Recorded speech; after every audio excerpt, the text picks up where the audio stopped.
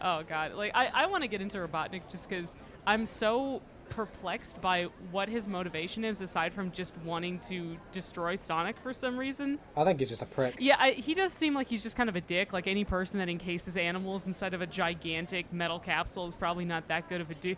I love how it's like a thing for kids, but the concept of stuffing animals into robots is actually kind of horrifying. And You've yeah, got Satayam where he's got the roboticizer, and it's depicted like they're being like ripped apart and returned into robots, and just what sort of like Cronenberg shit is this? yeah. I mean, like it'd be one thing if it was him using them like how they used to use animals when they were testing them out for the space race. You know, like where they were changing out between like monkeys and dogs and everything, which is still not great because most of those animals did die, like because that technology wasn't quite where they needed it to be. But it just seems kind of cruel to just put them inside of robots, and then Sonic's task is to destroy the outer casing so that hopefully the bird is still alive, but it probably should have asphyxiated by then anyway. Have you ever seen the level Sky Chase Oh in god, Sonic 2? Where, yes, yeah, yes, I've seen Sky Chase. you jump on the robot and the animal just falls to its I death. was like, it's not okay. Like, You're free! I mean, I just want to know more about like his insistence on branding everything with his face. Like, I know that that's like it's a very common thing for all of his, even like the robots that he uses to fight Sonic against. They're all named like Egg Hornet, Egg Scorpion, stuff like that. But like him deciding to put his face on everything, including his gigantic base in the middle of Egypt or wherever exactly They all the look like pyramids him. were, I'd just be like, who's this asshole that keeps just dumping all of this extra ground and like building materials, and then you just see his giant fucking head on the side of it. He's like, no one will ever find my base in this secret pyramid. Face everywhere. Suck it, Environmental Protection Agency. You'll never find me Also, now. here's this giant statue of my face.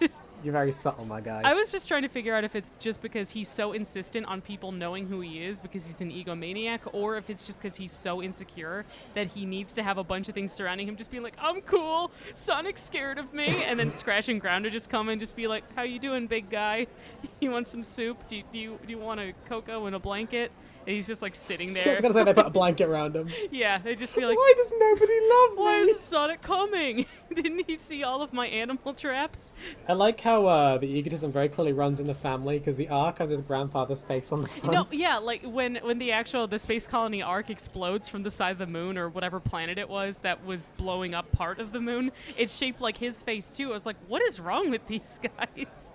And that was his grandpa. Thought. How bad was his dad? Where he's like Eggman's coming up, or sorry, Eggson is coming up to his dad at like the kitchen table. Like I have this vision of him just wearing like one of those propeller beanies and having like a giant lollipop coming up to him at the kitchen table. Like, Egg Dad? Yes, Eggson.